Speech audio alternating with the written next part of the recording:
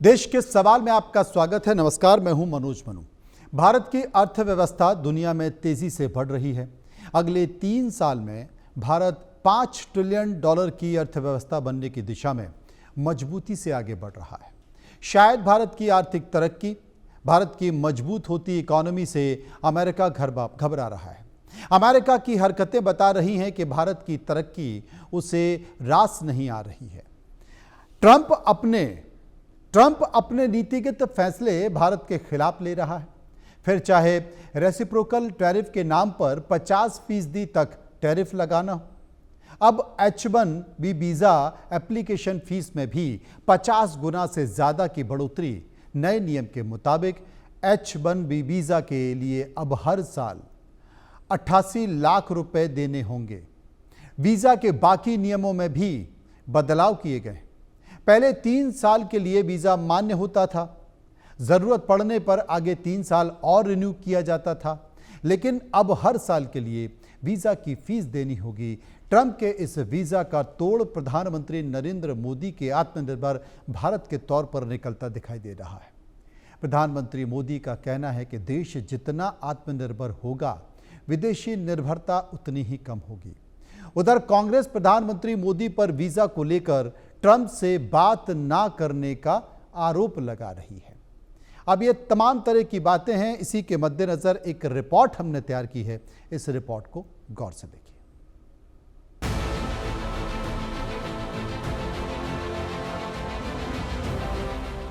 Tariff बम के बाद America ने भारत को लेकर एक और बड़ा फैसला किया जो भारत के खिलाफ है। अमेरिकी राष्ट्रपति ट्रंप ने H1B वीजा पर $1 लाख सालाना फीस लगाने का फैसला किया है। राष्ट्रपति ट्रंप ने शनिवार को ही व्हाइट हाउस में इस नए आदेश पर दस्तखत कर दिए हैं। नए नियम के मुताबिक अमेरिका 88 लाख रुपए सालाना फीस वसूलेगा। H1B वीजा के लिए पहले औसतन 5 लाख रुपए लगते थे। पहले 3 साल के लिए वीजा एप्लीकेशन फीस मान्य होती थी, जिसे 3 साल के लिए रिन्यू भी किया जा सकता था। अब 6 साल में 5 करोड़ 28 लाख रुपए लगेंगे, यानी 6 साल में 50 गुना से ज्यादा खर्च बढ़ जाएगा। 21 सितंबर 2025 से ट्रंप का यह नया नियम लागू होगा। जाहिर है, ट्रंप के इस फैसले के बाद भारत पर इसका गहरा असर पड़ सकता है। ऐसा इसलिए क्योंकि भारत की बड़ी संख्या में लोग जॉब के इरादे से अमेरिका का रुख करते हैं। भारतीयों को किस तरह से ट्रंप का फैसला प्रभावित करेगा, पहले इसे समझिए। अमेरिका हर साल लॉटरी से 85,000 से ज्यादा वीजा जारी करता है। ज्यादातर तकनीकी नौकरियों में इसका इस्तेमाल होता है। सबसे ज्यादा 72% भारतीय ही इसका इस्तेमाल करते हैं। 3 लाख से ज्यादा भारतीयों पर इसका सीधा असर पड़ेगा। कंपनियां सबसे अच्छे स्किल वालों को ही अमेरिका बुला सकेगी। भारत और अमेरिका के बीच ट्रेड डील को लेकर बातचीत भी चल रही है, लेकिन इस बीच ट्रंप के H1B वीजा के नए फैसले को लेकर प्रधानमंत्री मोदी ने आत्मनिर्भर भारत के संकल्प को फिर से दोहराया। प्रधानमंत्री मोदी ने ट्रंप के इस दांव को फेल करते हुए राष्ट्रीय ताकत और वैश्विक सम्मान के लिए आत्मनिर्भर बनने पर जोर दिया। उन्होंने कहा, दुनिया में हमारा कोई बड़ा दुश्मन नहीं है, हमारा दुश्मन है दूसरे देशों पर हमारी आत्मनिर्भरता। हमें मिलकर भारत के इस दुश्मन को हराना है। जितनी ज्यादा विदेशी निर्भरता, उतनी ज्यादा देश की विफलता। सबसे बड़ी आबादी वाले देश को आत्मनिर्भर बनना ही होगा। हमें चुनौतियों से टकराना होगा। हमें दूसरे देशों पर अपनी निर्भरता लगातार कम करते जाना होगा और अब भारत को आत्मनिर्भर बनकर दुनिया के सामने मजबूती के साथ खड़ा होना ही होगा। भाइयों और बहनों, भारत में सामर्थ्य की कोई कमी नहीं है, लेकिन आजादी के बाद कांग्रेस ने भारत के हर सामर्थ्य को नजरअंदाज किया। इसलिए आजादी के 6-7 दशकों बाद भी भारत वो सफलता हासिल नहीं कर पाया जिसके हम हकदार थे। पीएम मोदी ने विश्व शांति, स्थिरता और समृद्धि के लिए आत्मनिर्भरता को मूल मंत्र बताया। उधर अमेरिका के वीजा फीस बढ़ाने को लेकर कांग्रेस मोदी सरकार पर निशाना साध रही है। राहुल गांधी ने एक्स पर पोस्ट करते हुए लिखा, भारत के पास कमजोर प्रधानमंत्री है।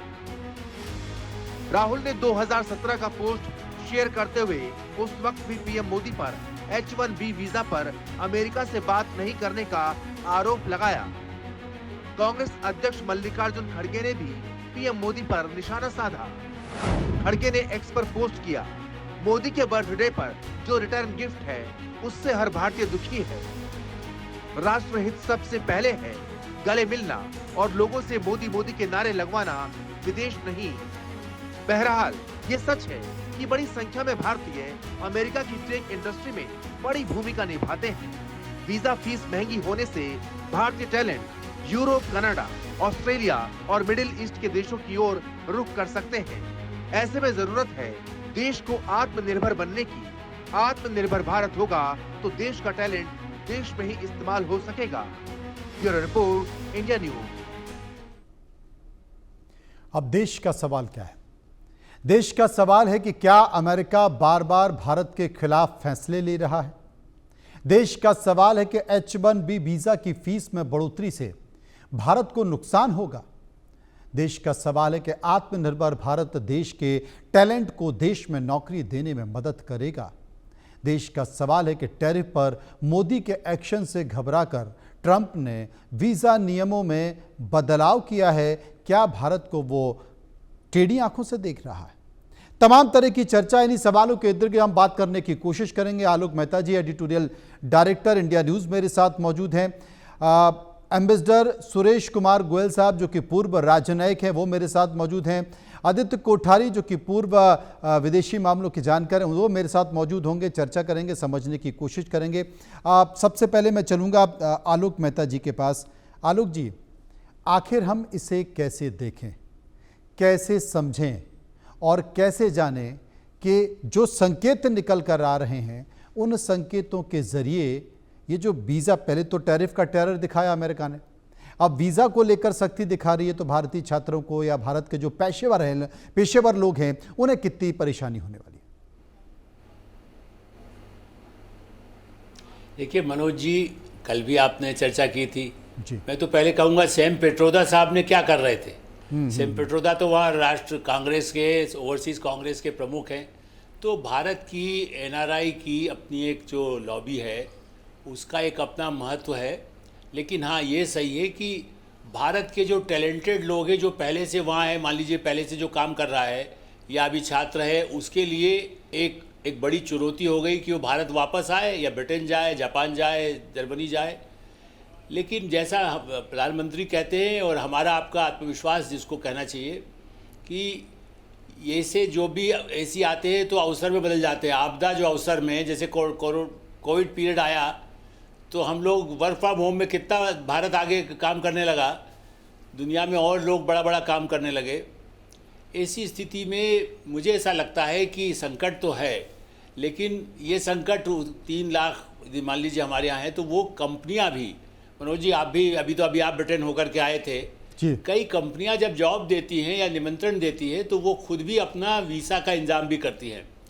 तो कुछ कंपनियां भारत की होंगी, कुछ वहाँ की कंपनियां हैं। इसीलिए कुछ कंपनी ने, आपने देखा होगा, आज भी ये कहा है कि भाई तुरंत आ जाओ, चूँकि वापस आने में प्रवेश में दिक्कत ना आ जाए। जो इस समय अमेरिका से बाहर कहीं यूरोप में है या कहीं पर घूमने गया हुआ है, कहीं भारत आया हुआ है, 24 घंटे में, चूँकि कंपनियों की जिम्मेदारी भी है, माइक्रोसॉफ्ट ने और उन कंपनियों ने तत्काल अपने एम्प्लॉइज से कहा कि आप रहो, चूँकि हम रखना चाहते हैं। तो कुछ तो कंपनियां इसका खर्च उठाती हैं जो इसको समझता हो। और यदि आपको 5 करोड़ तनख्वाह मिल रही है, उसमें यदि 88 लाख ले रहा है, तो और उसके बाद हो सकता है कि भारत प्रवासियों का भी दबाव पड़े। हम तो मैं तो आज भी निवेदन करूंगा कि राहुल गांधी को तो और ज़्यादा, चूंकि उनकी तो अमेरिका में लॉबी है, मैंने कल भी चर्चा हो रही थी हमारे यहाँ कि हो सकता है वो खुद अमेरिका ही जाने वाले हों। तो ऐसी स्थिति में भारत ऐसी स्थिति से निपटने के लिए जो अपने लोग यहाँ टेक्निकल लोग हैं, उससे अमेरिका को कई नुकसान होगा। और ये केवल अमेरिका के लिए नहीं है, माने भारत के लिए नहीं है, ये चीन, देखिए चीन और भारत के लोग बड़े पैमाने पर टेक्नोलॉजी में वहाँ पर हैं। हमारा 71% है, तो बाकी यदि 11% चाइनीज़ हैं, कोई यूरोपियन भी होगा, कोई और अफ्रीका का होगा। तो H1B वीज़ा ये भारत में जो राजनीति है उसको, अरे भारत के खिलाफ है भाई। ट्रम्प यदि कहता है कि मैं तो फर्स्ट इंडिया, कल से हम कहते हैं नेपाल वाले को नहीं आने देंगे या नेपाल वाले से इतना फीस लेंगे, तो एक संकट नेपाल में खड़ा हो जाएगा ना, हाहाकार मच जाएगा। तो नुकसान, हमारी स्थिति इतनी ख़राब नहीं है। हमारे यहाँ तो अमेरिका की कंपनी यहाँ आकर के बना रहा ना, एप्पल नोएडा में बन रहा है, सैमसंग भारत में बन रहा है, तो हमारे यहाँ लोगों की गुंजाइश होगी। ये सही है कि वो तनख्वाहें जो मिलती है भारत से जब जोड़ता है तो डॉलर में जो तनख्वाह मिल रही है, तो हमारे लोगों को एक आकर्षण होता है कि हम 5 साल काम करके, मैं भी 3 साल यदि जर्मनी में रहा तो सोचा चलो यहाँ काम करके अनुभव होगा। उस जमाने में इतनी तनख्वाहें नहीं होती थी। लेकिन मेरा ऐसा मानना है कि जो भारत आने के लिए अवसर बनेगा, और भारत नुकसान अमेरिका को टेक्नोक्रेट कमी होगी, जो कांत ने भी कहा है। इसलिए, और सुरेश गोयल जी भी आपको बताएंगे कि कूटनीति में पहले भी कई बार झटके अमेरिका से इससे भी ज़्यादा मिले हैं। जी, मेरे पास मौजूद हैं सुरेश गोयल साहब, मौजूद हैं। सुरेश जी, मैं आपसे पूछना चाहता हूं, क्योंकि जिस तरीके से संकेत निकल कर आया है, ये पहली बार नहीं है। इसके पहले भी स्टूडेंट वीज़ा को लेकर, चाहे वो F1 हो या J1 हो, उसे लेकर भी इस तरह के संकेत निकल कर आए थे, उसे लेकर भी चर्चा हुई थी। और अब फिर से इस तरह की चीज़ें आ रही हैं। ये बात अलग है कि पहले 5 लाख रुपए लगते थे, अब 88 लाख रुपए लग रहे हैं, एक बड़ी रकम है।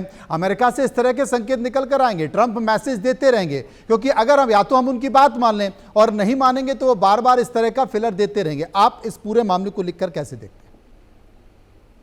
देखिए, पहली बात तो ये है कि चाहे हमारे लिए इस फैसले में काफी नेगेटिव असर हमारे ऊपर पड़ेगा शुरू में, लॉन्ग टर्म नहीं समझता हूं मैं ये कि शॉर्ट टर्म में असर पड़ेगा। लेकिन ये जो पॉलिसी ट्रंप ने लागू करी है, ये केवल भारत को टारगेट करने के लिए नहीं है। हमको ये समझना चाहिए कि नुकसान होगा हमें शुरू में, लेकिन ये टारगेट भारत के लिए नहीं है। इसमें चीनी भी शामिल हैं, इसमें फिलीपाइंस के भी लोग शामिल हैं। साउथ ईस्ट एशिया से काफी बड़ी पॉपुलेशन वहां पर काम करती है, जो H1B वीजा के ऊपर है। ये बेसिकली पार्ट जो है ट्रंप की पॉलिसी का, कि जो अमेरिकन हैं वहां पर, अमेरिकन सिटीजन्स, उनके लिए जॉब क्रिएट किए जाए। उनका अपना ये हमेशा मानना रहा है कि जो बाहर के लोग हैं आकर के, वो अमेरिकन की जॉब हत्या रहे हैं। गलत है कि बात मैं अभी नहीं करूंगा, लेकिन उस पॉलिसी का हिस्सा है ये। एक पहली बात तो ये है। तो हमें इसको भारत को टारगेट करा है ये नहीं समझना चाहिए। मैं इसलिए कह रहा हूं कि ये भारत और हमारी यूएसए की रिलेशनशिप काफी सेंसिटिव रिलेशनशिप है, खास तौर पर अभी ट्रेड और टैरिफ के बाद में। और आपने जिक्र किया था स्टूडेंट वीजा, तो काफी बीच में ये रोड ब्रेकर्स, स्पीड ब्रेकर्स आए हैं। तो मैं नहीं चाहता हूं कि हम एक ही स्पीड ब्रेकर और खड़ा हो बीच में, उससे नुकसान दोनों देशों को हो सकता है।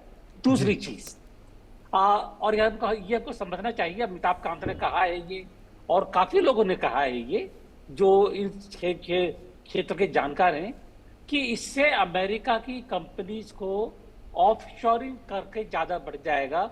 अब ऑफशोरिंग क्या होता है कि जो काम पहले अमेरिका में होता था और उसके लिए वो एक्सपर्ट्स को, प्रोफेशनल्स को रखते थे H1B वीजा के थ्रू, अब वो जॉब अमेरिका में ना रह करके जो दूसरे देश हैं वहां पर चले जाएंगे। ये जैसे कि बेंगलोर, हैदराबाद, गुड़गांव, जहां पर काफी सारी कंपनियां अभी भी जॉब्स को ऑफशोर के माध्यम से कर रही है। ये तो ये जॉब जो है इंडिया में आएंगी तो लॉन्ग टर्म में, बल्कि इससे इंडिया को फायदा होगा। ये तो हैरानी की बात यह है कि ट्रंप ऐसा कदम उठा रहे हैं जो कि जानते बूझते कर रहे हैं, और ये पता नहीं है कि इससे नुकसान अल्टीमेटली यूएसए को ही होगा।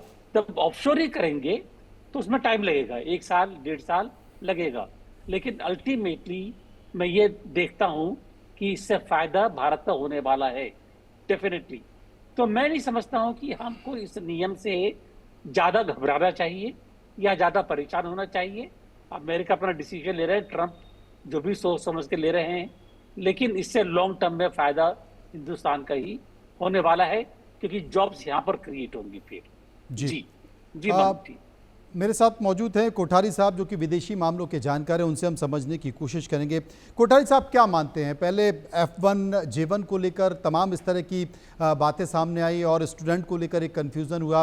वहाँ पर एक मानसिक दबाव भी उन छात्रों पर बना हुआ जो कि विदेश जाकर पढ़ाई करना चाहते थे। अब वीज़ा एप्लीकेशन को लेकर इस तरह की चीज़ें आ रही हैं। आप क्या मानते हैं, रोज़गार पर कितना असर पड़ेगा? जो टैलेंट है उस पर कितना असर पड़ेगा? मनोज जी, शुक्रिया। देखिए, सबसे पहले तो मैं जो एक बात कहूंगा कि जो भी देश इनवर्ड लुकिंग हो, अंदर की तरफ देखती हो कि हम अगर बाहर के लोगों को लॉकआउट कर देंगे और उससे हमारा देश इंसुलेट रहेगा, ये जो एक मानसिकता है, ये बेसिकली बहुत ही डेंजरस मानसिकता है। It's a very dangerous strategy, और ये उन्हीं के ऊपर में एक तरीके से बाज बन के गिरेगा। तो inward looking strategy is a very myopic way of looking at politics, जो कि ट्रंप साहब और उनके जितने भी इर्द गिर्द जितने भी उनके एडवाइजर्स हैं, जिस हिसाब से वो स्ट्रैटेजाइज कर रहे हैं, बेसिकली इनवर्ड लुकिंग एक शुतुरमुर्ग की तरह एक काम कर रहे हैं। रहा बात जो H1B एप्लीकेंट्स है, आलोक जी ने जैसा कहा कि 71% जो एप्लीकेंट्स है H1B के, जो बेनिफिशरीज है, वो ज़्यादातर हिंदुस्तान से आते हैं, वो भारत से आते हैं। तो कहीं ना कहीं उसका एक दबाव, एक फ़र्क हमें नज़र आएगा। जो स्टूडेंट्स, जो एस्पायरिंग स्टूडेंट्स हैं, जो यूनाइटेड स्टेट्स जाके पढ़ के फिर अपना फ्यूचर वहाँ पर बनाने का सोचते हैं, उनके ऊपर एक दबाव आएगा। वो अब यूनाइटेड स्टेट्स को as a first destination for higher studies नहीं देखेंगे। वो अब UK, ऑस्ट्रेलिया, कनाडा, न्यूजीलैंड जैसे मुल्कों में अपनी इन्वेस्टमेंट करेंगे फॉर हायर एजुकेशन। साथ ही साथ इसका जो बेनिफिशियरी होगा, जैसे एम्बेसडर गोयल साहब ने कहा कि ये जो H1B का दबाव जो आप बनाएंगे, तो नेचुरली ये जो जॉब्स है, जो H1B के जो जॉब्स कर रहे थे लोग, जो 85,000 जॉब्स जो अभी सालाना जो हो रहे थे, वो कोई इजीली रिप्लेसेबल जॉब्स है नहीं। क्योंकि ये आपको समझना होगा, ये 45 घंटे से 60 घंटे काम करने वाले लोग हैं। जो एवरेज अमेरिकन है वो ये काम नहीं करने चाहते हैं। इसी के वजह से Indians were probably the most suitable lot to fill in those jobs, क्योंकि वो लोग आराम से वो काम करते थे, क्षमता से वो काम करते थे, दृढ़ता से वो काम करते थे, जो अमेरिकन नहीं करना चाहते। तो ये इजीली रिप्लेसेबल नहीं होगा। तो एज अ कॉन्सिक्वेंस इसके ऑफशोरिंग अपॉर्चुनिटीज आएंगे। फर्स्ट बेनिफिशियरीज आएंगे आपके कनाडा और UK जैसे कंट्रीज, जहां पर एक टैलेंट पूल प्रेजेंट है। साथ ही साथ बैंगलोर, पुणे, गुड़गांव जैसे लोकेशंस है, जहां पर इन कंपनीज के ऑलरेडी लोकेशंस ऑलरेडी मैप्ड है। वहां पर ये इसके रिजल्ट्स आपको नजर आएंगे। बट साथ ही साथ इसके एक हायर बोल के एक टैक्सेशन अभी US में आने वाली है, जहां पर आउटसोर्सिंग पर भी, कि जो यूनाइटेड स्टेट्स में बेस्ड कंपनीज है, अगर वो आउटसोर्स करती है अपने जॉब्स को कोई दूसरे लोकेशन में, तो उनको 25% टैक्स एक्सचेकर को देना होगा। तो वो भी एक डिबेटेबल मामला है कि इसका बेनिफिट कितना आएगा। सो ये अभी फाइन प्रिंट्स है, ये अभी बहुत क्लैरिटी है नहीं इसमें। आई थिंक अभी 2-4 दिनों में इसकी क्लैरिटी और साफ आएगी, तब हमें समझ में आएगा कि इसका वाकई में कितना डेंट होने वाला है और इसका बेनिफिट कितना होने वाला है। बट एक चीज जो इंडिया को बेसिकली करना चाहिए, जो टैरिफ्स के बाद में हमने किया था, जैसे GST रिफॉर्म्स जो हमने किया, जिससे इंटरनल इकोनॉमिक एक्टिविटीज को हमने चर्न करने की कोशिश की और इंटरनल कंजम्पशन को बढ़ाने की कोशिश की, वैसे ही कॉर्पोरेट टैक्स स्ट्रक्चर में हमें थोड़ी चेंजेस लानी पड़ेगी। जो अभी भी है हिंदुस्तान में, जो हाई टेक्निकल इनोवेशन पे जो कंपनीज काम करती हैं, उन्हें 15% कॉर्पोरेट टैक्स भरनी पड़ती है। तो वैसे ही कोई टैक्सेशन पॉलिसीज लानी पड़ेगी, ताकि companies are much more invited to come and set up shop in India, और वो इंडिया में आके इन्वेस्टमेंट करें। जी मनोज जी। अब आलोक जी मेरे साथ मौजूद हैं। आलोक जी, जो नीति आयोग है उसके पूर्व CEO अमिताभ कांत से जब पूछा गया कि भाई अमेरिका ने ये फैसला ले लिया है तो इसका क्या होगा, अमिताभ कांत कहते हैं कि इससे अमेरिका का जो इनोवेशन है वो ही सबसे ज़्यादा प्रभावित होने वाला है। उन्होंने ये फैसला ज़रूर ले लिया है और इससे अमेरिका का लेबोरेटरीज, पेटेंट और स्टार्टअप जो है वो अब अमेरिका की बजाय बेंगलुरु, हैदराबाद, गुड़गांव जैसे शहरों में आ जाएगा। आप क्या मानते हैं? देखिए मनोज जी, अमिताभ जी ने बिल्कुल, मैंने इसलिए उनको कोट कर रहा था कि अमिताभ कांत चूँकि बहुत ही G20 में भी वही यहाँ के बहुत प्रमुख अधिकारी थे। आप ये देखिए कि उनकी बात इससे भी अधिक मैं तो मानता हूँ, क्योंकि वो लोग हो सकता है कि अफ्रीका जाए, चाइना भी जा सकते हैं ना। चाइना चले जाएंगे और भारत वालों को बुलाएंगे। आप तो भारत के साथ उसी चीज के अच्छे संबंध होने लगे हैं। तो अमेरिका ये नहीं समझ रहा है कि यदि भारतीयों को, ये ठीक है थोड़ा सा कष्ट होगा हम लोगों को, जैसा अभी हमारे और मेहमानों ने भी कहा कि जो बच्चे अभी इस पर तात्कालिक असर, मनोज जी मैं आपको बताता हूँ तो अभी जैसे 1 साल पहले जो बच्चा 1-2 करोड़ रुपए लगाकर एडमिशन जिसने लिया, उसके लिए सबसे बड़ा दुखद ये है क्योंकि उसको एकदम 1 करोड़ वो वहाँ नहीं जमा कर सकता। उन लोगों को वापस आना पड़ेगा यदि वहाँ तत्काल आगे जॉब, चूँकि इसमें भी लॉटरी से निकलता है, आपको मालूम होगा वहाँ पर लॉटरी सिस्टम है, क्योंकि दुनिया भर के लोग करते हैं अप्लाई, खाली इंडिया नहीं, इंडिया के लोगों की ज़रूरत है। दूसरा मेरा तो कहना है कि प्रधानमंत्री तो नहीं करेंगे क्योंकि हम अमेरिका से अच्छे संबंध रखना चाहते हैं, लेकिन आपका हमारा न्यूज़ एक्स वर्ल्ड तो इंटरनेशनल चैनल भी है कि हमें अपील करना चाहिए कि भारत के जो डॉक्टर्स हैं उनको अमेरिका छोड़ के भारत आने का खाली धमकी दे दें। अमेरिका के अस्पताल और ब्रिटेन के अस्पताल बर्बाद हो जाएंगे, माने बंद हो जाएंगे, वो बीमार पड़ के वो मर जाएंगे, कोविड से भी बुरी हालत होगी। तो हमारे लोगों पर निर्भरता है। मैं इसलिए एक उदाहरण दिया, पहले भी कई बार रिपोर्ट आई थी, और जैसा अभी हमारे सिद्धार्थ जी कह रहे थे और सुरेश गोयल जी ने भी कहा, मैं आपको एक अपना उदाहरण बताता हूँ। वॉइस ऑफ अमेरिका ने हिंदी की वेबसाइट शुरू करना थी, तो वहाँ से एक छोटा सा वहाँ पर था, उन्होंने दिल्ली में मुझे कहा, मैं जबकि अखबार में संपादक था लेकिन मैं उनके लिए कंट्रीब्यूट करता था जैसे रेगुलर, और मैंने हफ्ते में 2 दिन तो उनके लिए प्रोग्राम भी करता था। तो उन्होंने कहा कि साहब यहाँ से कर दीजिए। उनके आए सरीन और अमेरिकन जो प्रमुख डायरेक्टर हैं, और उसके साथ बातचीत होकर उन्होंने 2-3 जगह देखा। फिर हमने उस समय में आज से सन 2000 के आसपास वर्क फ्रॉम होम करके 3 हमारे पत्रकारों को लगा दिया। वो वेबसाइट में हिंदी की वॉइस ऑफ अमेरिका के लिए पैसा देते थे, और उस समय में आप अंदाजा लगाइए 70 हज़ार 1 लाख रुपया उन लोगों को मिल रहा था, आज से 25 साल पहले। तो आप मत करिए वहाँ पर, हम भारत में ज़रूरत होगी तो वॉइस ऑफ अमेरिका सरकारी कंपनी थी, सरकारी सेवा है। बाद में वो जाकर कई साल बाद अब वो बंद हो गया वॉइस ऑफ अमेरिका, चूँकि भारत से भी नहीं रहा, उनका तो वही निर्णय आ गया कि भारत के साथ उतनी ज़रूरत नहीं है सब, उसके लिए हिंदी सेवा ही बंद कर दिया। वो जर्मनी अपनी हिंदी का काफ़ी बंद कर दिया टेलीविज़न। तो मेरा ऐसा मानना है कि ये मैंने दोनों उदाहरण दिए जिसको मैं जानता हूँ, जिन लोगों को मैंने ही वहाँ रखा है, और मैं उसके वॉइस ऑफ अमेरिका के साथ मैं जुड़ा रहा हूँ, बल्कि टेलीविज़न शुरू करने वाले थे उसकी भी मैंने ट्रेनिंग किया 1 महीने जा कर के थाईलैंड में। तो मेरा ऐसा मानना है कि इस दृष्टि से भारत के लिए फ़ायदा है। मैं इसलिए उदाहरण अपना भी दे रहा हूँ और डॉक्टरों का दे रहा हूँ। ब्रिटेन में इतनी कमी है टेक्नोलॉजी, लेकिन ये सही है कि ब्रिटेन में भी बहुत ज़्यादा जॉब की संभावना अभी कम है।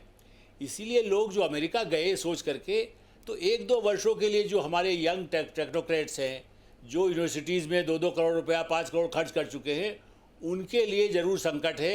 उनके लिए क्या उपाय हो सकता है? यदि उन्होंने बैंकों से लोन लिया हुआ है तो क्या भारत सरकार उनके लोन में कोई कमी कर सकती है?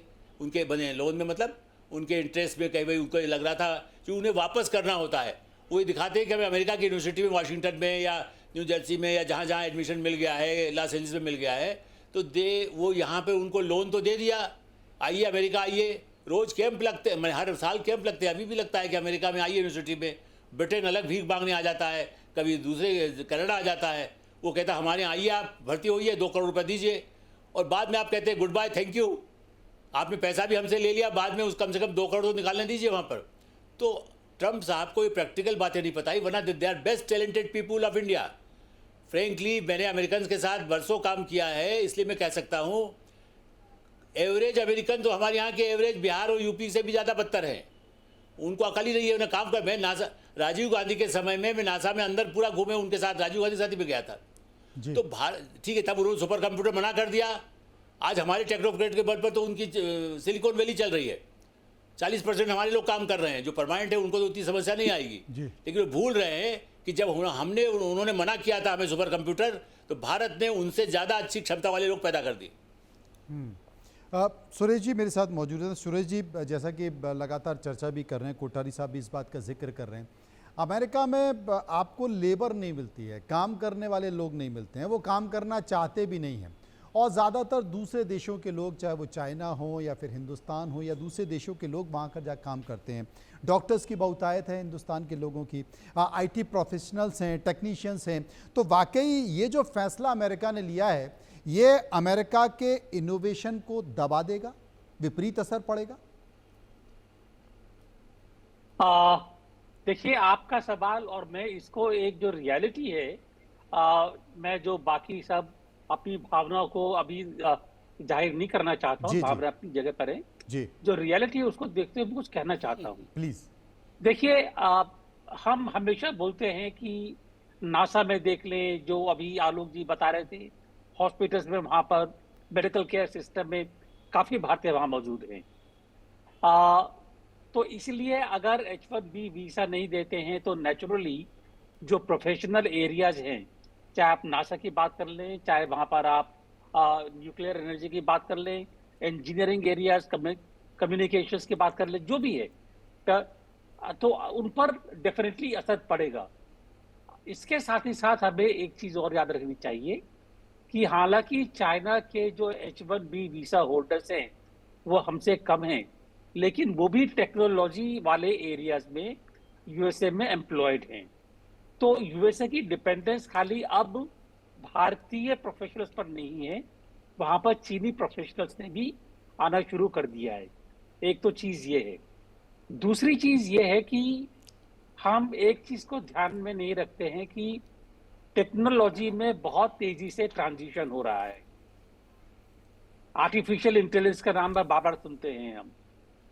एक वहां पर सेंट एलोमो लेबोरेटरी है कैलिफोर्निया के पास। जब वहां पर काम हो रहा था तो उनका एक अंदाजा था कि 95% लोग वैसे ही वहां पर रिडंडेंट हो जाएंगे।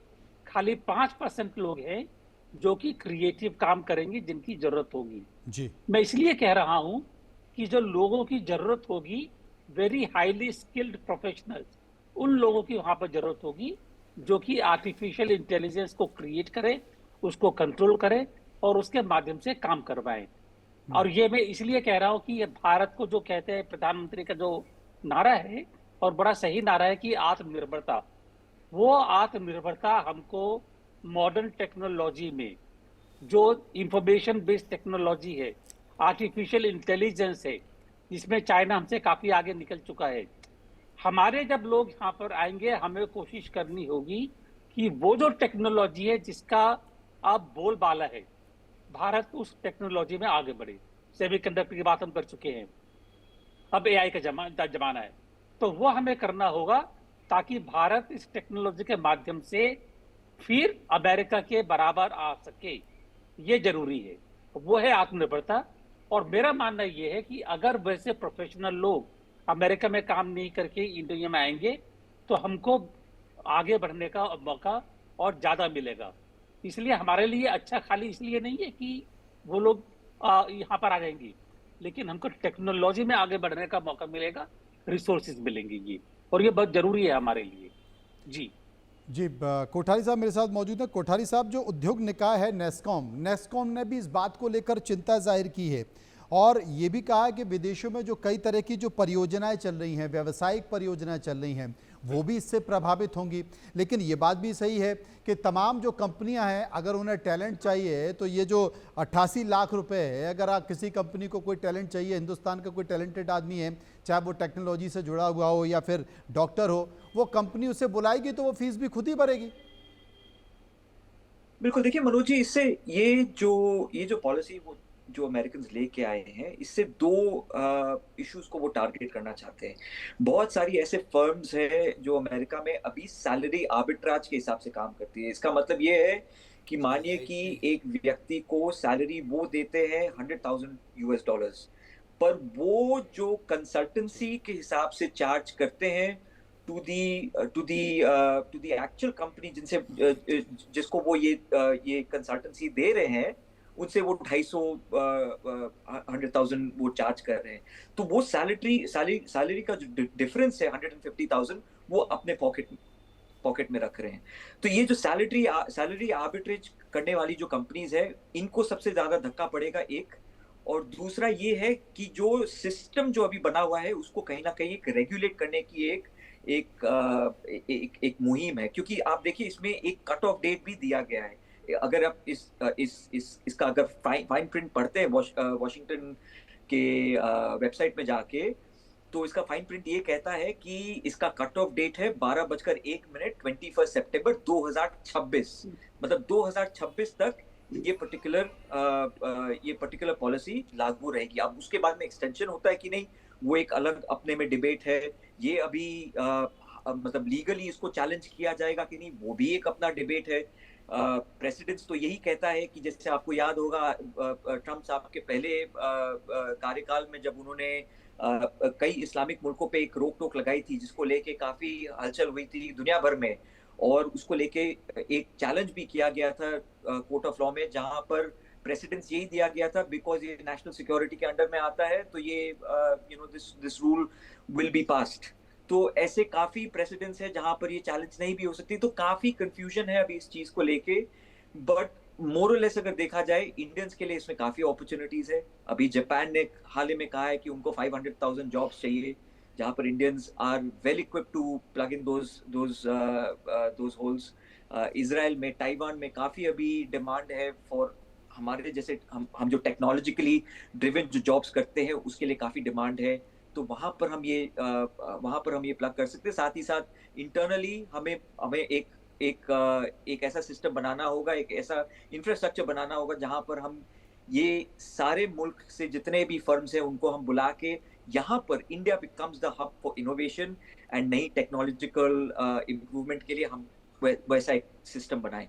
रहा बात एआई का, आपको ध्यान होगा आज से करीब 2 हफ्ता पहले डोनाल्ड ट्रंप की एक तस्वीर आई थी। ये जितने बड़े टेक फर्म्स के सीईओज है, सीओएफओज है, उन सब के साथ एक तस्वीर आई थी। तो कहीं ना कहीं उसमें ये बात तो छिड़ी होगी कि भाई हम ऐसा लॉ एक लाना चाह रहे हैं, आपकी क्या इसमें आपकी क्या राय है। मेरे ख्याल से मोस्ट ऑफ देम यही कहना चाह रहे होंगे कि भाई ये जो जॉब्स है इनको हम इजीली रिप्लेस कर सकते हैं विद एआई टूल्स। पर मेरा मानना यहाँ पर ये भी कहता है कि एआई टूल्स या जो एलएलएम मॉडल्स है इतने इजीली ये जॉब्स को रिप्लेस नहीं कर सकती, क्योंकि एलएलएम मॉडल्स में अभी भी ये काफी नेसेंट स्टेज पे है। इनमें आप जो इन्फॉर्मेशन आप चाहते हैं वो इन्फॉर्मेशन आपको हर दफा नहीं देती है, उस क्लैरिटी के साथ में नहीं देती है जहां पर एक कोडर वो कोडिंग के हिसाब से जो आपको दे सकती है। तो आई स्टिल फील कि अभी एआई मॉडल्स और एलएलएम मॉडल्स अभी काफी नेसेंट स्टेज पे है और वो काम नहीं कर सकती है जो H1B पे जो टेक्नोक्रेट्स जो जाके जो काम कर रहे हैं, जो करते हैं। तो अभी भी मेरे ख्याल से अभी भी वो उसमें काफी खामियां हैं। जी मनोज जी। आलोक जी मेरे साथ मौजूद हैं। आलोक जी अभी इस बात का जिक्र कर रहे थे कि जो कट ऑफ डेट रखी गई है वो 2026 रखी है और इसे लेकर बहुत कन्फ्यूज़न है। मुझे लगता है कि इस वक्त डोनाल्ड ट्रंप जितने भी फैसले ले रहे हैं करीब करीब उन सभी फैसलों में कन्फ्यूज़न है। टैरिफ को लेकर 50% लगा दिया, संदेश आ गया कि भाई 25% कम किया जा सकता है, कुछ भी तय नहीं है। बड़ी अजीब सी स्थिति है इस वक्त अमेरिका में। आलोक जी। देखिए मनोज जी, इसलिए हंसी आती है, मैंने ऐसा राष्ट्रपति हाँ मनोज जी मैं कह रहा हूँ कि जिस तरह से ये स्थिति है, ऐसा ट्रंप की तरह से कोई राष्ट्रपति मेरी याददाश्त के हिसाब से पिछले 50 साल में तो नहीं आया। मुझे नहीं मालूम उसके पहले कोई रहा हो, क्योंकि इस तरह का तुगलक बादशाह जैसा होता है ना कि आज दिल्ली चलो कल दौलताबाद में राजधानी बना लेंगे। माने हमारे भारत के साथ नहीं है, चीन के साथ भी ये करता है, यूरोप के साथ कर रहा है।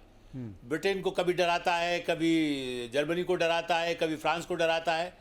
ये ठीक है कि यूरोपीय उनके साथ एक पुराने संबंध उनके हैं और हमारे साथ भी पुराने हैं, तो लेकिन उनकी जो पॉलिसी है, एक तो ये जो अगली बार रिपब्लिकन के लिए डेमोक्रेट एक बड़ी चुनौती हो जाएगी जो भी, इसीलिए एलन मस्क ने अलग से पार्टी बना लिया। मैंने एलन मस्क तो सबसे करीब है ना, भारतीय को छोड़ दीजिए।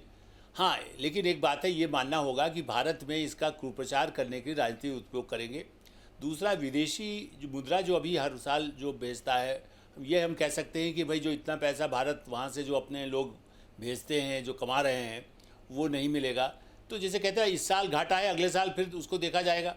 एक सुविधा ये जरूर है, जैसे सिद्धार्थ जी ने कहा वो सही है, लेकिन क्या है, हम अमेरिका के साथ हमारे पुराने संबंध, एक तो भाषा का प्रॉब्लम नहीं है, टेक्नोलॉजी में भी हमारे ऊपर ये भरोसा, चाइना के साथ टेक्नोक्रेट तो हैं, लेकिन आप यदि रिकॉर्ड देखेंगे, मैंने कई पहले लिखा है पिछले साल में, वहाँ पर चीनी जो आते हैं टेक्नोक्रेट वो चोरी भी कर लेते हैं। चोरी मतलब उस टेक्नोलॉजी को ले जा करके अमेरिका में यूज़ हो सकता है, इसलिए कई लोग निकाले भी गए, जेल में भी भेजे गए। बल्कि इस चक्कर में एक आध भारतीय को भी, कुछ साल पुरानी बात है, कोई ये आरोप लगा करके कि तुमने यहाँ की हमारा ये फार्मूला दूसरे को बताया रखा, बाद में वो मामला सिद्ध नहीं हुआ तो छूट गया। तो एक यहाँ समस्या ये है कि आप यदि जो कह रहे हैं कि केवल अमेरिकन करेगा, अमेरिकन नहीं जानता, और दूसरा चीनी पर आप कितना वो लोग भरोसा करेंगे, या मैंने जैसा कहा कि वो चीन वाला ही वो कंपनी यदि वहाँ कहेगा ठीक है, एलन मस्क जैसे अपना वहाँ बेचते हैं सबसे अधिक सामान, कार बेचते हैं, तो वो उनकी कंपनियाँ चीन चली जाएंगी, अफ्रीकन चली जाएंगी, यूरोप के, अभी ब्रिटेन के पास भी बहुत स्थिति, उनको चाहिए पैसा, ट्रम्प अभी गए थे कल 2-4 पिछले हफ्ते ही। ऐसी स्थिति में मेरा ऐसा मानना है कि ट्रम्प आत्मघाती कदम उठा रहे हैं भारत को, बल्कि भारत में इसीलिए लोगों को समझाने की ज़रूरत है कि अपोजिशन वाले जो हर चीज़ में राजनीति करते हैं, सोचना चाहिए कि नहीं भैया, ट्रम्प का बेड़ा गर्क हो रहा है ना, भारत का बेड़ा गर्क मत कहो। ठीक है, थोड़ा समय तो होता है जिनके मन में आकांक्षा अमेरिका ही जाके रहेंगे। अरे आप इसको छोड़िए ना, टूरिस्ट वीज़ा के लिए कितनी दिक्कत हो गई है जी। आप आज मनोज जी मांगेंगे, आपको 6 महीने लगेंगे अब मिलने के लिए, टूरिस्ट वीज़ा नहीं मिल रहा है। तो अमेरिका क्या चाहता है? टूरिस्ट नहीं आएगा तो उनका इकोनॉमी, हमारे नुकसान क्या होगा? हम कहेंगे दूसरे के जाओ, भारत में घूमो ना, अच्छा है, जो प्रधानमंत्री नरेंद्र मोदी कहते हैं। इसलिए सेल्फ रिलायंस का जो हमारा टारगेट है, उस दृष्टि से निश्चित रूप से भारतीयों को थोड़ा सा यदि सेक्रीफाइस तो करना हो सकता है, साल 6 महीने आप हो सकता है। कई बार आप कोविड में आपने कहा ना भाई, इस समय लोगों की तनख्वाह थोड़ी कम हो जाएगी तो काम चल जाएगा। ऐसे ही ये एक तात्कालिक समस्या है, लेकिन स्थायी रूप से अमेरिका को ही ज़्यादा नुकसान होगा। इसलिए नहीं कि मैं भारतीय हूँ, प्रैक्टिकली ये बिजनेसमैन से भी कहेंगे। दूसरा, आज अंबानी या टाटाज या हिंदुजाज, इनका भी इन्वेस्टमेंट अमेरिका में है, इनकी भी कंपनियों के वहाँ पर होता है, चाइना में भी हमारे लोग हैं। तो मेरा ये कहना है कि इन्वेस्टमेंट भारत वाला भी फिर क्यों करेगा वहाँ? वो जिसको जॉब देने की बात कर रहे हैं, हमारी कई ऐसी कंपनियां हैं जो भारत और अमेरिका के मिलकर करते हैं। फार्मास्यूटिकल्स में सब ज़्यादा भारत पर निर्भर करता है, उनकी कंपनियां एबोट और दुनिया भर की कंपनियां भारत में उनका पैदा कर दी है, तो वो लोग यहीं पैदा करेंगे और यहाँ से ले जाएंगे। तो मुझे लग रहा है कि इससे नुकसान अल्टीमेटली ट्रम्प, तो वो खाली जो बिल्डर होता है ना एक छोटा मोटा, वो उस तरह से सोचते हैं, मतलब लगता नहीं है कि वो राष्ट्रपति हैं। वो सोचते बस आज ये रात को ये करना है, रात को बिल्डिंग को तोड़ देना है, फिर दूसरी ईंट खड़ी कर देना है। तो मुझे लग रहा है कि ये नुकसान भारत को कम है, लेकिन हाँ, आत्मविश्वास और आत्मनिर्भरता दिखाने की और लोगों को समझाने की आवश्यकता थोड़ी तो होगी।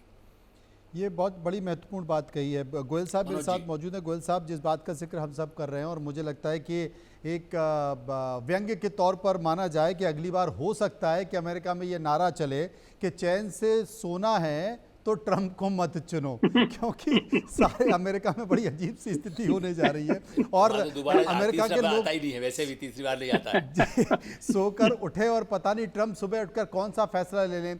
जिस अमेरिका को लगातार कोस रहे थे, आतंकवाद के मुद्दे पर, अब जिस पाकिस्तान को कोस रहे थे, उसी पाकिस्तान के साथ, प्रधानमंत्री के साथ, सेना अध्यक्ष के साथ, मुनीर के साथ, अब वो बिजनेस खेल रहे हैं, बिजनेस डील खेल रहे हैं, रेड कारपेट बछाकर जो है उनको अपनी आमंत्रित कर रहे हैं। और इस बीच गोयल साहब, सबसे बड़ी बात है क्या वाकई, क्योंकि तमाम देशों में तो है, अमेरिका में बड़े सुरक्षित माने जाते थे, अभी हाल ही में तेलंगाना के जो सॉफ्टवेयर इंजीनियर हैं, अमेरिका में पुलिस ने गोली मार दी, उनकी हत्या कर दी, और मंगलवार को ही एक गुजरात की लेडी को भी गोली मारकर हत्या कर दी। तो ये नस्ल भेद और सुरक्षा भारतीयों को लेकर ये भी एक बड़ा मुद्दा है। जी बिल्कुल ठीक कहा आपने मनोज जी। मैं आपके माध्यम से 2 चीजें कहना चाहूंगा। मैं ट्रंप की बात छोड़ता हूं, क्योंकि ट्रंप विल रिमेन ट्रंप। वो कल क्या कर रहे हैं, आज क्या कर रहे हैं, परसों क्या करेंगे, वो मेरी समझ से बाहर की बात है, तो छोड़ देते हैं। हमें अपने आप को संभालना है। तो जब मैं एक चीज से कहना चाहूंगा, मेरा अपना खुद का एक्सपीरियंस है। राजनीति के तौर पर हमने बाहर भी काम किया है, यहाँ पर भी काम किया है। एक कॉन्सेप्ट होता है परचेजिंग पावर पैरिटी, जिससे कि जीडीपी को कंपेयर करते हैं। हमारी जो परचेजिंग पावर पैरिटी है वो 4 के करीब है, जिसका मतलब ये है कि अगर हमारी जीडीपी इस टाइम पर 3 ट्रिलियन है, वो पीपीपी के बेसिस पर 12 ट्रिलियन करीब हो जाती है ये। इसका मतलब ये है, देखिए कि जिसको वहां पर अमेरिका में तनख्वाह मिलती है $10,000, लेकिन इंडिया में आने पे तनख्वाह मिलती है $3,000 या $4,000 मिलेगी, 3.5 लाख या 4 लाख रुपए। उसके 3.5 या 4 लाख रुपए भारत में एक्चुअल वैल्यू में वहां के अमेरिका के $10,000 से ज्यादा है ये। और जो प्रोफेशनल्स ये मैं जानता हूँ पर्सनल तौर पर, जो आए हैं अमेरिका से और अब बेंगलोर में, हैदराबाद में सेटल हो गए हैं, उन सबका कहना यह है कि हमारी तनख्वाह यहाँ पर आधी है, लेकिन quality of life, quality of living वहां से दुगनी ज्यादा अच्छी है। आपको मेड मिल जाती है, खाना बनाने के लिए आ जाते हैं, सफाई के लिए ये नहीं कि आप सवेरे उठ करके वैक्यूम कर रहे हैं। वो सब जो सुविधा यहाँ पर मौजूद है वो अमेरिका में नहीं है ये। तो मैं ये समझता हूं कि आपके माध्यम से जो हमारे भारतवासी हैं, जो भारतीय सिटीजन्स हैं, जो परेशान हो रहे हैं कि अब हमारे को H1B वीजा नहीं मिलेगा तो हम क्या करेंगे, उनको एक संदेश पहुंचाया जाए कि अल्टीमेटली अमेरिका के पास कोई ऑप्शन नहीं होगा बजाय इसके कि वो जॉब ऑफशोर करे। तो आपको वही जॉब अमेरिका के बजाय भारत में भी वही जॉब मिलेगा। आपकी तनख्वाह आधी होगी लेकिन क्वालिटी ऑफ लाइफ अच्छी होगी, बहुत बेहतर होगी, और आप सेफ होंगे, अपनी कल्चर में रह रहे होंगे। वहां पर ये नहीं कि जो अमेरिका में बोलते हैं you go back to your country, यहाँ पर ऐसा तो नहीं होगा ना। सही बात। तो मेरे ख्याल है ये संदेश जाना चाहिए कि आप खुश रहेंगे, ज्यादा अच्छा काम करेंगे, तनख्वाह आधी होगी, लेकिन उसकी कीमत अमेरिका से बहुत ज्यादा होगी।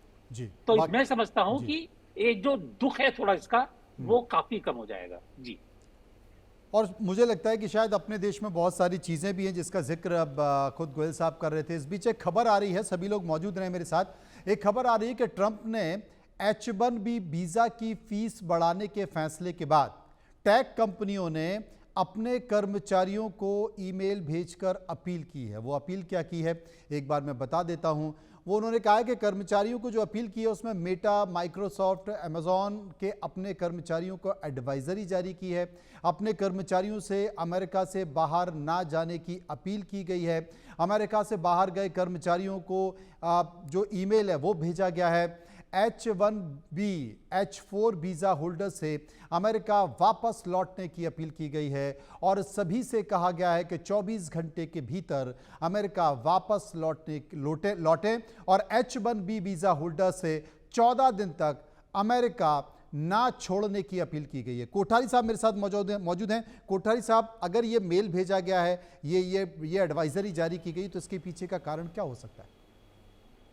मनोज जी, आप सोच के देखिए ये कैसी गवर्नमेंट होगी जो इतने इनह्यूमनली ऐसे पॉलिसीज लाती हो, जहां पर इतना प्रेशर, इतना दबाव बनाया जाए लोगों पर, फैमिलीज पर जो छुट्टियों पे गई हो, जो शादी अटेंड करने के लिए गए हो, जो अपने माँ बाप से मिलने गए हो, और उनको ऐसे इस हालत में, इतने प्रेशर में 24 घंटे में सब चीज छोड़ छाड़ के वापस अमेरिका लौटना पड़े। तो ऐसा प्रेशर और पैनिक सिचुएशन इन्होंने क्रिएट कर दिया है विथ एब्सोल्यूट माइंडलेस पॉलिसी, क्योंकि इसमें कोई क्लैरिटी नहीं थी। जैसे मैंने आपसे पहले भी कहा कि 1201 EST टाइम 2025 से ये लागू रहेगी और 2026 तक 1 साल की इसकी वैलिडिटी है इस पॉलिसी की। तो नेचुरली क्योंकि अभी इसकी कोई क्लैरिटी नहीं है, तो करंट जो H1B होल्डर्स है जो अभी ऑलरेडी काम कर रहे हैं इन सारे कंपनीज में, जहां पर अमेजॉन अभी हाईएस्ट अमाउंट पे है, अमेजॉन के मेरे ख्याल से करीब 1000 के ऊपर है, 10,000 के ऊपर एप्लीकेंट्स है H1B के, इन्फोसिस के करीब 8000 है, गूगल के करीब 5.5 है, वगैरह वगैरह। तो 71% हमारे हिंदुस्तान से जो आए हुए लोग हैं वो बेनिफिशियरीज है, और उनके ऊपर इतनी दबाव के साथ, इतने प्रेशर के साथ, ऑलमोस्ट जैसे महसूस हो रहा है कि आप भाई कहीं आप सरहद में कहीं आप वॉर लड़ने जा रहे हो, सब चीज छोड़ छाड़ के you have to get on to the battlefield. तो ऐसा एक माहौल क्रिएट कर दिया गया, which is a very sad and inhuman way of treating the most brilliant minds in the world. क्योंकि आज आपको देखना होगा, ये जो H1B वीजा है ये कोई मामूली वीजा तो है नहीं, ये उन्हीं को दिया जाता है जो एक तरीके से जीनियस माइंड्स है, जो दृढ़ता के साथ अपना काम करते हैं, परिश्रम के साथ अपना काम करते हैं, who are really hard working people। और आप उनके ऊपर अगर ऐसा दबाव डालोगे, so you are basically creating an environment of complete non investor friendly.